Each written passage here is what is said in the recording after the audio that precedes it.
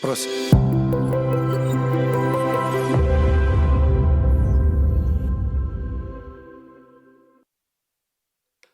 Hvala za dano priložnost, spoštovano predsedstvo. Spoštovani predsednik Nove Slovenije, dragi Matej, spoštovani naši člani vladne ekipe, poslanke in poslanci Nove Slovenije, vseh sklicev Državnega zbora in Evropskega parlamenta, spoštovani župani, odlični gostje, predstavniki medijev, dragi politični sopotniki in prijatelji. Vsak kongres demokratične stranke je praznik demokracije. Danes je praznik Nove Slovenije. Zato smo spet skupaj. Zahvaljujoč tehnologiji danes lažje kot kdajkoli prej naredimo našo družinsko sliko.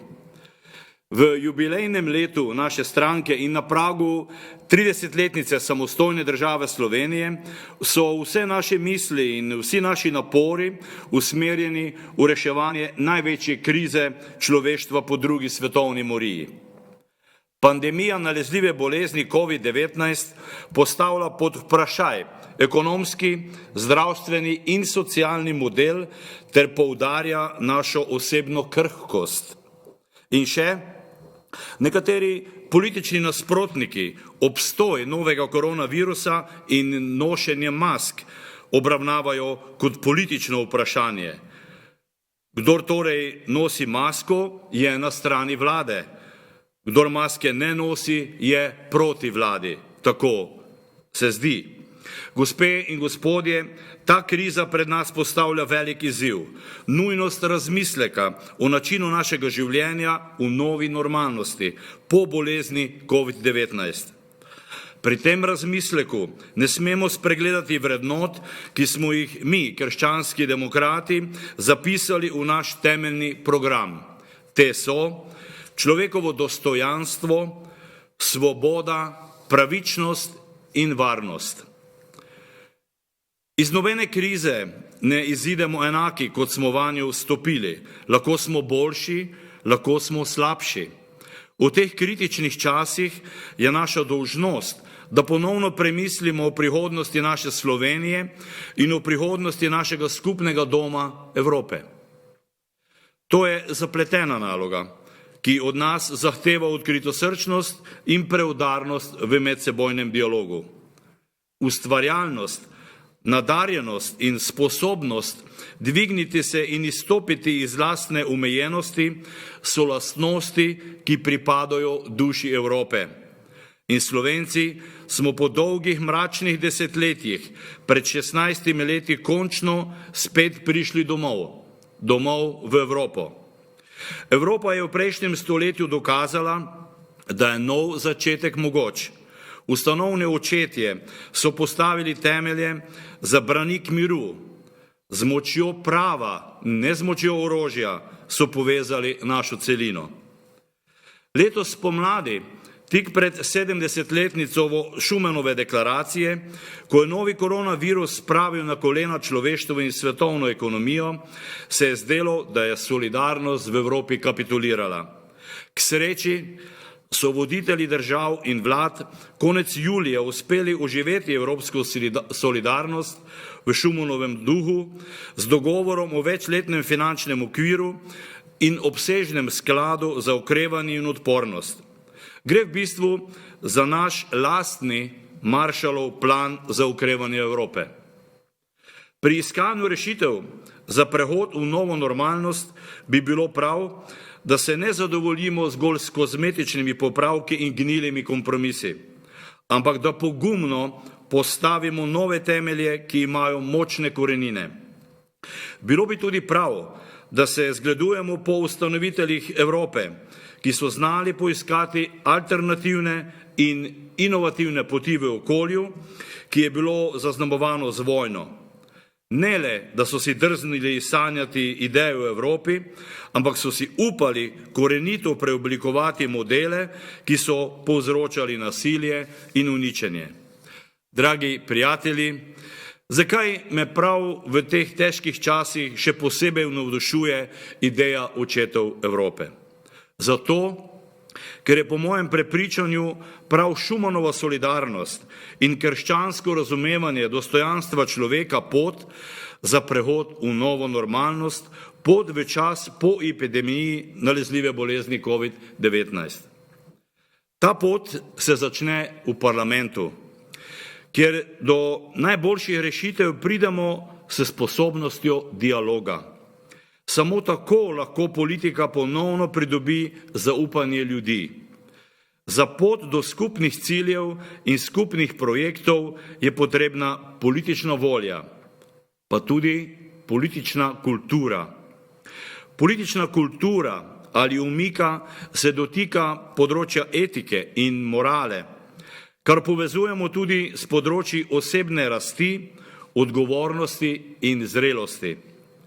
Politična kultura je odraz splošnih razmer v družbi. Bolj, ko so te razmere zaostrene, bolj se to odraža na političnih odnosih med ljudmi. Prav pri politični kulturi v slovenskem parlamentu pa imamo problem. Ker je problem, je izziv prav za nas, poslance Nove Slovenije. Z našimi razpravami in ravnanji moramo biti najprej dober zgled drugim poslanskim skupinam. Brez preskoka v politični kulturi se ne bomo mogli dogovoriti, kaj in kako bomo skupaj delali za skupno dobro. Naša pot ne bo enostavna. Terjala bo mnogo skupnih naporov, strpnosti in potrpežljivosti. Ne smejo nas ustaviti brutalne opaske političnih nasprotnikov, predvsem s skrajne leve. Lahko preslišim proti nam usmerjeno zelo pogosto rohnenje, kot naprimer kriminalci na oblasti, skorumpirana banda, celo morilci in podobno. Ne morem in ne smem pa preslišati propagiranja kulture smrti, poniževanja zdravnikov z oznako mazači in podobno. Kaj takšnega v slovenskem parlamentu v 30 letih nismo slišali. Zato se je proti temu in proti takšnim potrebno boriti in jih ustaviti. Slovenski zdravniki, vso zdravniško osebje bije najtežjo bitko v novejši zgodovini. Bitko za življenja, bitko za obstoj zdravstvenega sistema. Če pade ta, pademo vsi. Zato na tem mestu moj poklon hvaležnosti celotnemu zdravstvenemu osebju in vsem drugim ljudem dobre volje, ki strpno in potrpežljivo ter dosledno spoštujejo navodila zdravstvene stroke in odloke vlade in s tem varujejo lastno in življenje bližnjih. Sposobnost dialoga, dvig politične kulture je izziv prav za nas, krščanske demokrate. Mi moramo začeti. Pot bo dolga in se nikoli ne bo končala, saj dialoga ni nikoli preveč, politična kultura ne bo nikoli na dovolj visoki ravni.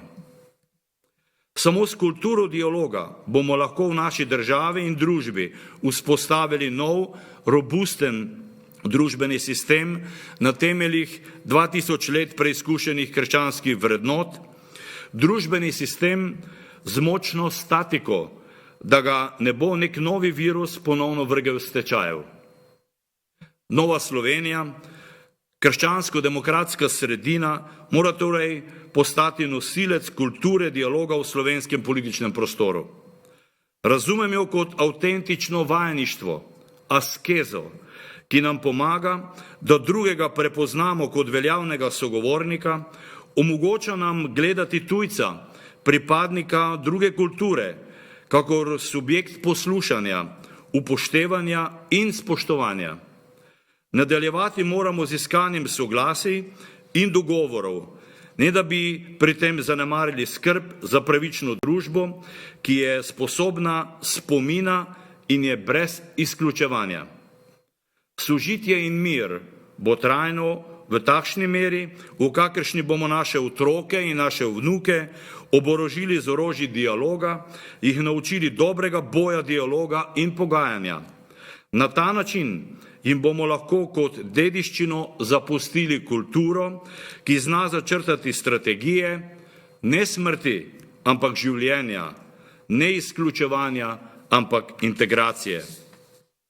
Ta kultura dialoga bo pomagala vtisniti v mlade generacije način reševanja konfliktov, ki je drugačen od tega, na katerega jih navajamo.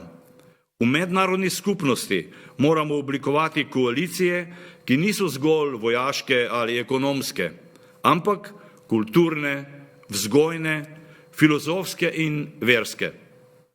Dragi prijatelji, v vseh naših razmišljanjih in prizadevanjih pa naj nas vodi temeljno slovensko in krščansko spoznanje v politiki. Politika je čudovita dejavnost, kadar je v službi ljudi. Kadar to ni, je vedno sistem podjarmljenja. Za našo poslansko skupino, ki smo homogena ekipa, ne samo sodelavcev, tudi prijateljev, je politika najbolj učinkovita in univerzalna oblika ljubezni do bližnjega. Gospe in gospodje, poslanska skupina Nove Slovenije je na eni od prejšnjih sej podprla našega predsednika in mojega prijatelja Mateja Tonina in mu povsem zaupa, da našo stranko vodi še v naslednjem mandatu. Poslanska skupina izjemno dobro sodeluje z vsemi našimi 3 ministri. Smo prijatelji in praktično ne mine seja poslanske skupine, kjer ne bi bili prisotni prav vsi 3 naši ministri.